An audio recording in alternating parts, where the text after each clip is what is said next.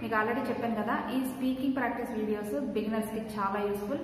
స్టార్టింగ్లో మొత్తం తెలుగులో ఎక్స్ప్లెయిన్ చేస్తాను, తర్వాత కొంచెం కొంచెం గ్రాడ్యువల్గా ఇంగ్లీష్ మాట్లాడడం పెంచుతాను అని చెప్పాను కదా. అయితే ఈ బిగినర్ స్టేజ్లో ప్రతి వర్డ్కి ప్రతి సెంటెన్స్కి నేను తెలుగు మీనింగ్ అయితే ఎక్స్ప్లెయిన్ చేస్తాను. నెక్స్ట్ ఇంటర్మీడియట్ లెవెల్లో కొంచెం తగ్గిస్తాను, అది మీరు గమనించండి. The most important point you need to keep in your mind before speaking in English is you have to start thinking in English. అంటే మీరు బాగా గుర్తుపెట్టుకోవాల్సిన విషయం ఏంటంటే, మీరు మాట్లాడే ముందు ఇంగ్లీష్లో ఆలోచించడం మొదలుపెట్టండి. అంటే మనం ట్రాన్స్లేట్ చేయడానికి ఎక్కువ టైం పట్టేస్తుంది కదా. ఫర్ ఎగ్జాంపుల్, మీరు ఇంగ్లీష్లో మాట్లాడుతూ ఉన్నారు అనుకోండి, నెక్స్ట్ సెంటెన్స్ ఏంటో మనం తెలుగులో ఆలోచించుకుంటాం, తర్వాత దాన్ని ట్రాన్స్లేట్ చేస్తాం. ఈ క్రమంలో మనం మాట్లాడడం అనేది లేట్ అవుతుంది. Maybe it sounds ridiculous, but that's really the basic thing to be done. అంటే ఇది వినడానికి హాస్యాస్పదంగా అంటే జోక్గా ఉండొచ్చు, కానీ నిజంగా అది చేయవలసిన పని. అంటే మనం ఇంగ్లీష్లో థింక్ చేయడం అనేది కంపల్సరీగా చేయాలి. If you do not start thinking in English, you have to translate each and every Telugu word or sentence in English. This type of method consumes time, right? So you may get disappointed due to many pauses among words or sentences. అంటే మీరు ఈ విధంగా ఇంగ్లీష్లో translation చేసుకోకుండా మాట్లాడుతూ ఉన్నట్లయితే, ఇంగ్లీష్లో think చేయడం నేర్చుకోకుండా అలాగే మాట్లాడుతూ ఉంటే మీకు చాలా చాలా పాజెస్ వస్తాయి. అంటే గ్యాప్ వచ్చేస్తుంది, వర్డ్స్కి సెంటెన్సెస్కి చాలా గ్యాప్ వచ్చేసింది. దానివల్ల మీరు డిసప్పాయింట్ అయిపోతారు. And the most important thing, you can't get impression from the listener. మీరు మంచి ఇంప్రెషన్ అయితే సాధించలేరు, మీతో ఎవరైతే మాట్లాడుతున్నారో వాళ్ళ దగ్గర నుంచి మంచి ఇంప్రెషన్ పొందలేరు. సో ఇప్పటి నుంచి ఇంగ్లీష్లో థింక్ చేయడం స్టార్ట్ చేయండి.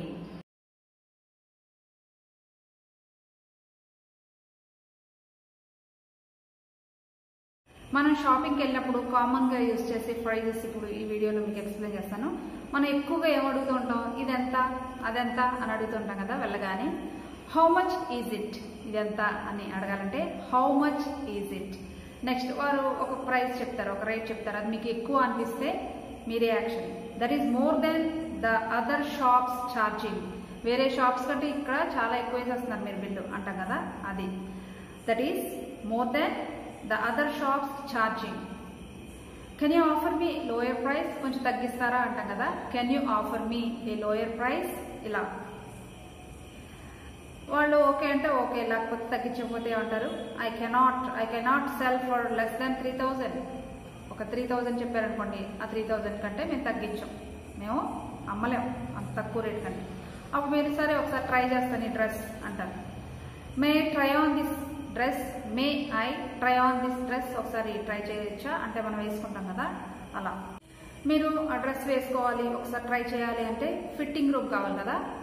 ఫిట్టింగ్ రూమ్ ఎక్కడా అని అడిగేటప్పుడు వేర్ ద ఫిట్టింగ్ రూమ్ అని అడుగుతారు.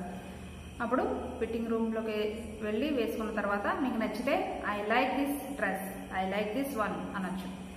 లేకపోతే I don't like this colour, ఈ కలర్ నాకు నచ్చలేదు, ఇంకో కలర్ ఏమైనా ఉందా అని అడుగుతాం కదా.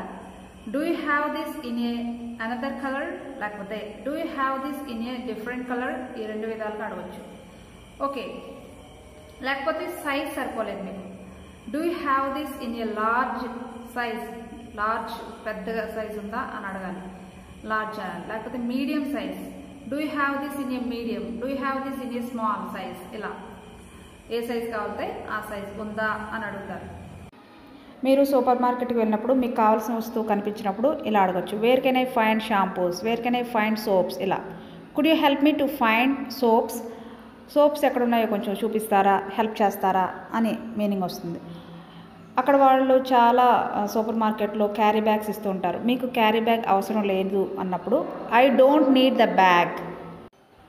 సూపర్ మార్కెట్లో అనే కాదు, ఎక్కడైనా మనం మనీ కట్టిన తర్వాత చేంజ్ ఇవ్వడం మర్చిపోయినప్పుడు excuse me, I think you forgot to return the change, మీరు చిల్లర ఇవ్వడం మర్చిపోయినట్లున్నారు అంటాం కదా ఇలా.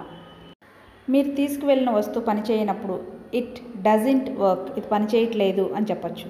కెన్ యూ ఎక్స్చేంజ్ దిస్, ఇది మార్చుకుంటారా అంటాం చూడండి, can you exchange this. I would like to change this for a different colour. మీరు ఏదైనా డ్రెస్ తీసుకెళ్ళినప్పుడు ఆ కలర్ ఇంటికి వెళ్ళిన తర్వాత నచ్చకపోతే మళ్ళీ మార్చుకోవడం కోసం ఇలా అడగచ్చు. I would like to change this for a different colour. మీరు షాపింగ్కి వెళ్ళినప్పుడు ఏదైనా చూస్తూ ఉన్నప్పుడు ఇది కావాలా అని వాళ్ళు అడిగినప్పుడు ఐఎమ్ జస్ట్ లుకింగ్, నేను చూస్తున్నాను. I'm looking for a green colour dress అంటే మీరు ఏదైనా మీకు కావాల్సింది వెతుకుతూ ఉన్నప్పుడు ఐఎమ్ లుకింగ్ ఫర్ అని మీకు కావాల్సింది చెప్పాలి. ఈజ్ దిస్ ఆన్ సేల్ అంటే ఇది అమ్ముతారా అంటాం చూడండి అలా. మీరు షూస్ కొనాలని షాప్కి వెళ్ళారు, మీకు బ్లాక్ కలర్లో ఉన్న షూస్ కావాలి. అప్పుడు ఏమడుగుతారు? I want to buy a pair of black shoes అని అడుగుతారు. అప్పుడు ఓకే అని తీసుకొచ్చి అతను ఎలా చెప్పొచ్చు? హౌ అబౌట్ దిస్ పెయిర్, ఈ పెయిర్ ఎలా ఉంది అని అడగచ్చు. లేకపోతే ఏ సైజ్ కావాలి అంటూ ఉంటారు కదా, what size do you need అని అడగచ్చు అమ్మే seller. Okay I need, me size ఎంతైతే అంత, ఐ నీడ్ 36 సైజ్ ఇలా. ఓకే మీ పక్కనే ఉన్న ఫ్రెండ్ ఒకసారి వేసుకొని చూడు, కొనే ముందు ఒకసారి వేసుకొని చూడు అంటారు కదా, అలాంటప్పుడు try on the shoes before you by that. Try on the shoes before you by that. వేసుకున్న తర్వాత మీకు చాలా బాగున్నాయి, కంఫర్టబుల్గా ఉన్నాయి. అప్పుడు ఏం చెప్తారు? నాకు కంఫర్టబుల్గా ఉన్నాయి అని చెప్పాలి కదా. They are very comfortable. They are very comfortable. I will take this pair, నేను ఈ పెయిర్ తీసుకుంటాను, ఈ జత అంటాం కదా తెలుగులో, ఈ జత తీసుకుంటా అని చెప్తారు. మనీ ఇచ్చేస్తారు. చిల్లర ఉందా అని అడుగుతాం కదా మనం మామూలుగా. డూ యూ హ్యావ్ చేంజ్ అని అడుగుతాం. Do you have change? Yes అయితే ఎస్, నో అయితే నో. నో అన్నప్పుడు మనం తక్కువ చేంజ్ అన్నప్పుడు ఉంచేసుకుంటాం కదా, చిల్లర ఉంచేసుకుంటాం. Keep the change. Credit card తీసుకుంటారా? ఇది కామన్గా అడుగుతూ ఉంటాం కదా. Do you take credit cards? Do you take credit cards? Bill ఇస్తారా అంటాం కదా. Can I get receipt please? Can I get receipt please? Receipt అనాలి. చాలా మంది రిసిప్ట్ అంటారు కానీ పి అనేది అక్కడ సైలెంట్. రిసీట్.